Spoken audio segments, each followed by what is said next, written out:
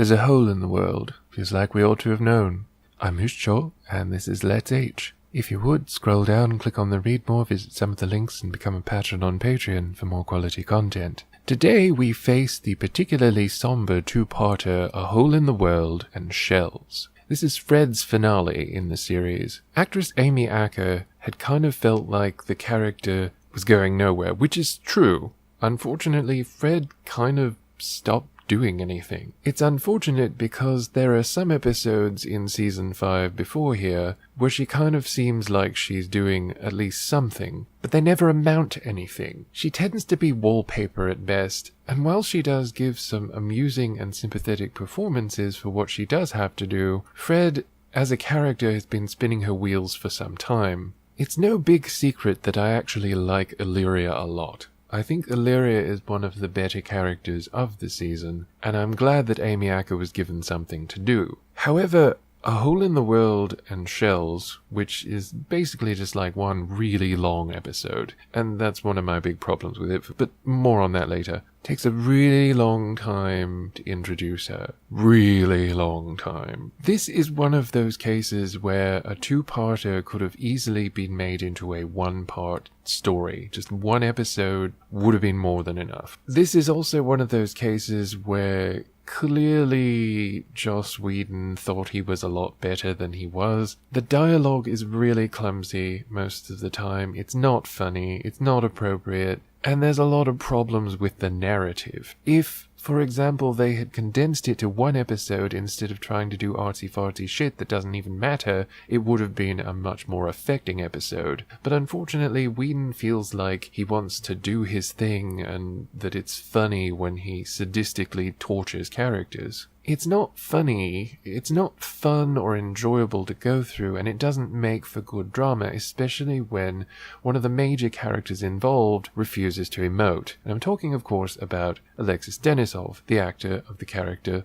Wesley. Wesley barely is there. And it's unfortunate, because he should be getting a huge emotional response out of this. But the most that we get out of him seems like he ate something that just mildly disagreed with him. Amy Acker does a good job with what she's got, but as with a lot of Whedon stuff, it's very manipulative, and it milks it for all it's worth. We spend way too much time in the episode A Hole in the World, wasting time waiting for Fred to die. That's not okay, and it's not enjoyable, it's not fun, and the story doesn't keep moving. That's the bad part about it. The story doesn't really move. There's a lot of dialogue that thinks it's funny, and there is some dialogue that genuinely is amusing. But like, for example, the astronauts versus cavemen joke gets old really fast. It's not even a thing that existed before now, and they keep trying to draw it out as long as they possibly can. We also have something here that Whedon tends to do that is typical of mediocre to bad writers. Trying to back-build a story around a character so you will give a shit when they die. See, I watched the episode Hero yesterday. That's the episode where Doyle sacrifices his life to stop what are basically demon Nazis. It's a fairly upsetting episode in some ways, but if you're gonna go out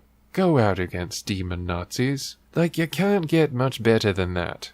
One of the biggest problems with this storyline is that it continues to damage the characters.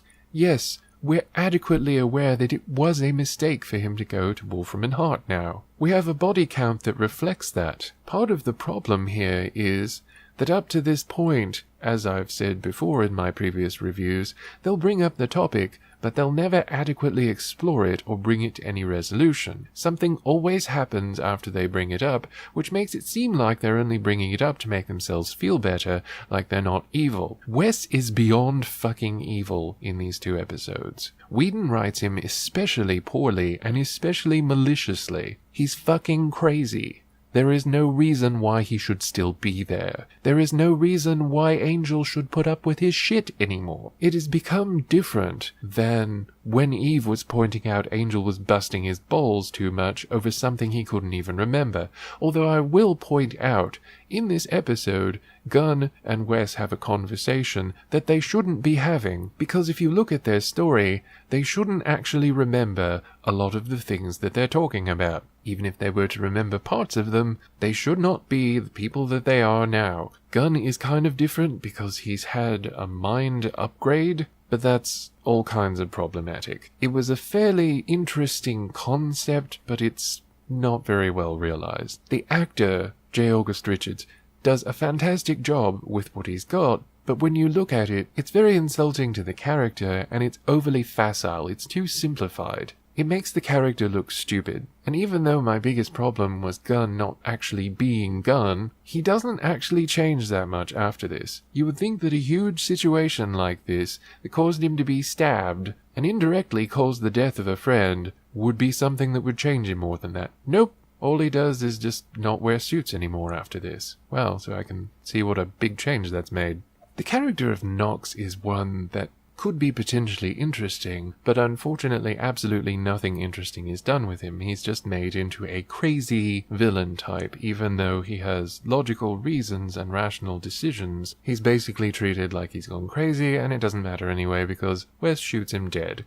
Again, with no repercussions whatsoever. It's treated as the punchline to a joke, and it's not funny. While A Hole in the World seems to drag on just short of for fucking ever, Shells makes it worse. A Hole in the World takes away so much agency from Angel, Spike, and everybody around them. We're supposed to believe this Drogon asshole who's just been introduced, and oh, he can't lie. That was their big solution for not being able to afford flying in Giles from Buffy. Apparently they also weren't able to get Willow either, despite the fact that Wes's actor is married to her actress. This seems somewhat problematic. I can't help but think that there was some sort of problem here. But knowing that behind the scenes, it just sort of made me even more suspicious that this was kind of setting itself up to be, oh yeah, we're just having things fall into place so that there's nothing that we can do. The magic of fuck all. After a point it seems very contrived, and even though I don't actually care for any of the Buffy characters at this point, throwing them under a bus when so much is at stake seems like a very bad idea. There's so much character damage in this storyline, and it's not development. It's not taking them anywhere. It doesn't actually have any real, lasting repercussions. Wes and Gunn, for example, who should be the two most affected, are absolutely the least affected by this. Gunn tries to act through it. Gunn does his best with the lines he's given, but seeing what happens after this, there's just not much left over. There are some things in other episodes that are more affecting than there are in these two episodes with that character. That's extremely unfortunate. But Wes is the worst. He's the worst part of this season. Apparently someone writing it thought he was somehow sympathetic, but he's not. And it makes it even worse when you're having them try and milk a sad situation for all it's worth, and it's very manipulative to the audience as well. But when the actors involved have no chemistry whatsoever, and one of them refuses to act, that's 50% of the people that we have on screen for a good half of this episode failing to do what they need to do to sell it to you. And speaking of selling it, it's like they just stopped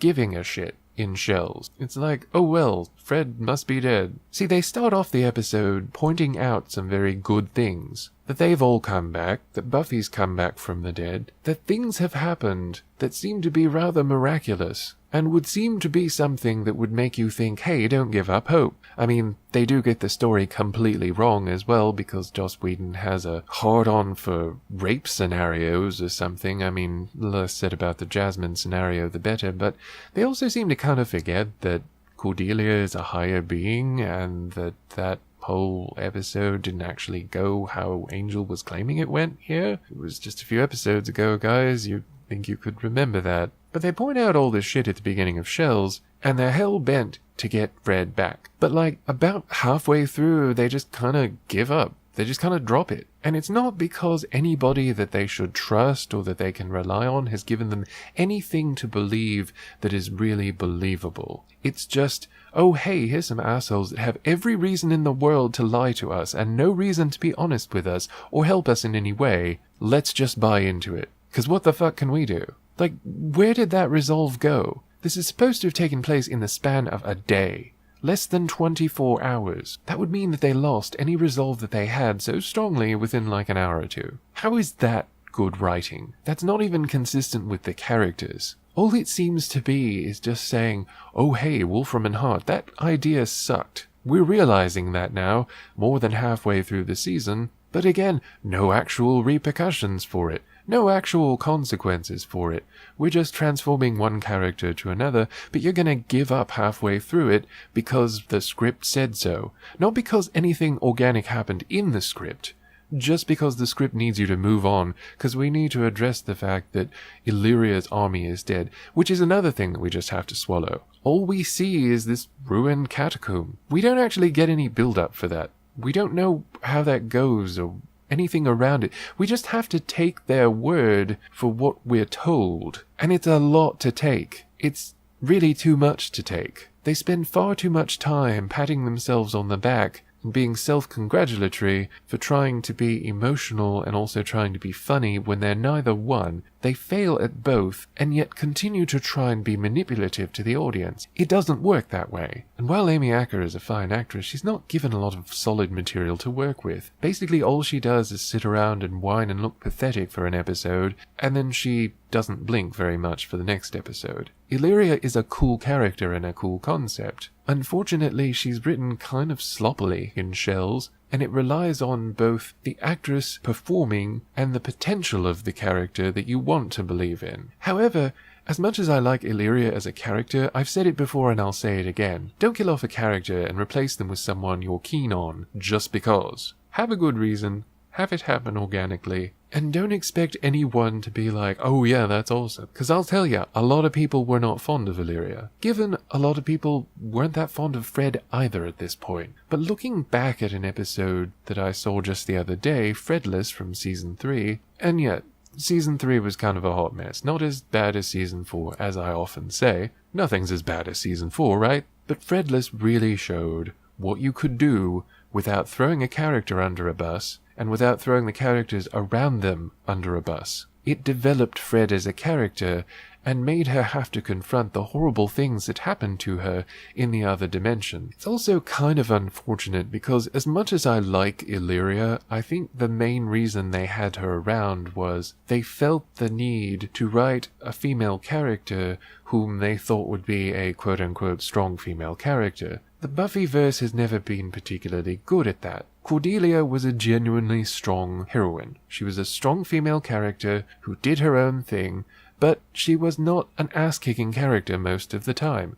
Usually she would stumble into a fight, do her best, and try and stay out of the main part of it, because that was Angel's position, and Gunn's position. She was, however, the strongest female character in the entire series. That was due to the fact that she had a force of personality, and she had a lot of levels to her. Fred, in Season 3's Fredless, had a lot of levels to her. They were still feeling her out and still trying to find who the character was, but she gave a solid performance, a moving performance even, of a woman who's been through massive trauma and suffers from a lot of post-traumatic issues. The fact that they reference it in the intro to A Hole in the World is not a favorable thing. All it makes us do is think of the better episode, because that was really the last time I can remember where Fred actually was defined well and had anything to do other than be essentially wallpaper. You may think that I just have a thing against killing off characters, and I do. Generally, don't kill off a character unless there's absolutely nothing else you can do, and most of the time that's simply not how it is.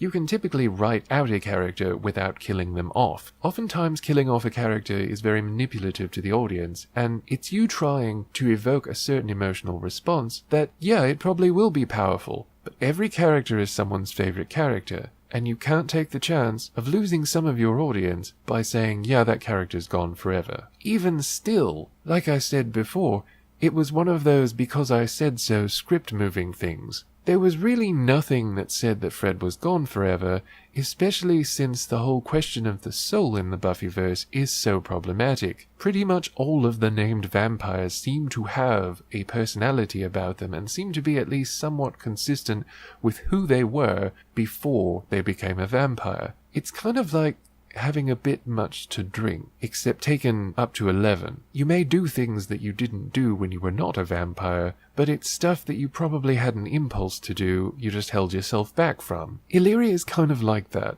But perhaps the most unfortunate thing about Illyria is that there's so much potential there, and you know they're never going to be able to explore it adequately because the season is almost over.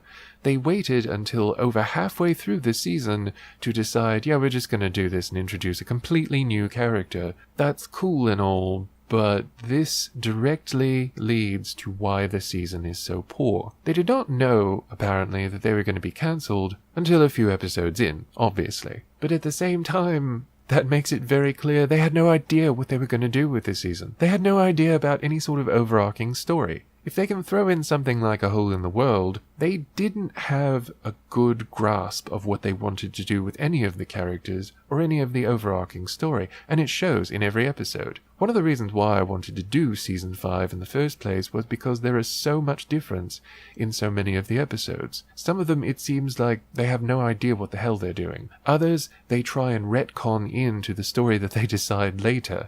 Basically, all there is to like in this story is the brief appearance by Fred's parents. The actors are so good. The characters are kind of disturbing and weird, but they worked in the tone of Season 3 and earlier seasons of Angel. Unfortunately, for whatever reason, they thought to bring them back a couple more times in the season, and it's that same sort of manipulative milking it for all it's worth. It's not very good. It does raise a few questions unaddressed here, like, maybe Fred is still in there somewhere and they gave up awfully quickly, not to mention easily. There's so much of the script that is just shoddily written, and I think most of it is Whedon's fault, because the episode A Hole in the World should be building the foundation for it to be resolved in shells, not just giving the other writer, who's writing the other half of the story, all of the heavy lifting to do, because that's essentially exactly what happened. Whedon came in with his clunky dialogue and his awkward scenes, ignored most of the story until it was practically over, and then just said, hey, here you go, finish it up for me. This is like those Silver Age comic book covers where Superboy is standing in his underwear on another planet, being confronted by a caveman wearing his outfit saying, oh my gosh, this caveman got the jump on me and stole my costume, and also he's got kryptonite, what am I going to do? Because if you didn't know, they would have someone design a cover and then they would make the writer write around that cover. If you were wondering why that often happened in the Silver Age, that's why it happened. So the more you know. You can't say my podcast isn't educational. Nonetheless, that's kind of what this seemed like. A Hole in the World seemed like a really eye-catching cover that was manipulative to its audience and tried to draw them in for the promise of a resolution to its storyline. Unfortunately, what it ended up doing was making all of the characters look pathetic, weak, taking away their agency, taking away sympathy, damaging the characters, and basically destroying them a little bit from these two episodes. Wes is completely irredeemable at this point. As I said before, if the finale of this season had not happened, I can only imagine that Wes would not have returned for the next season, because not only does he refuse to emote, there's nothing for his character to do but negative development. All he's doing is becoming a bigger asshole and a bigger psycho. You cannot afford to have him around. He is psychotic. He is more than willing to shoot people, to stab people, to try and kill people and hurt people that Angel does not want hurt, because Angel is not the type who generally kills people. Spike and Angel do have a few great moments in these two episodes, and that is nice. I like that. Spike and Angel kinda shine in the episode, although it is destructive to their characters. Angel more so than Spike. Gunn's acting and Fred's acting are both good during this, although they don't actually have good stuff to work with most of the time. The script doesn't know what it wants to be, so they can't really be what the script wants them to be, because it can't decide, it can't make up its mind what they want them to be. It's almost like Fred and Illyria's identity crisis kind of reflects the whole season's identity crisis. It's especially bad when you compare it to something like hero. That episode was a little guilty of backbuilding some of Doyle's story, but we had actually had bits of Doyle's story before now. We had an episode all about a previous relationship that really fleshed him out. We didn't need Hero to basically remind us that yes, this is a character and yes, he does do things. It's also noteworthy that they actually got it wrong again about Fred's science thing. She was going to be a history major. It was only when she got to LA that she decided to go into physics. It is nice that they remembered that physics was her thing, but it's kind of insultingly embarrassing that they forgot that that's the way it went down. Then again, this is Whedon, and I don't really regard him very highly. I'm not that surprised that he forgot something that was rather major about a character. You can tell, and it's very clear,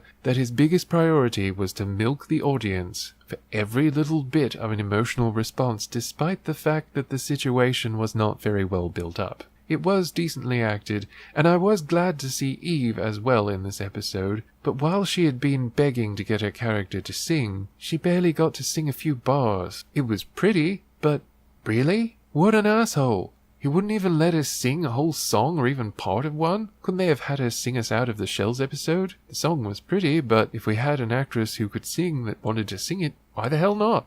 As usual, harmony is also a good part of this story. But it's weird that most of the characters that end up looking the best in these two episodes are the characters that the plot doesn't actually revolve around. This story would have been so much better had it been condensed a bit into one episode. Because trust me, you didn't need 2 episodes to do this, especially if you were just going to move it perfunctorily with, oh well, we just gave up. If it's a because I said so script story, you don't need 2 episodes to get nowhere, which is exactly where it went.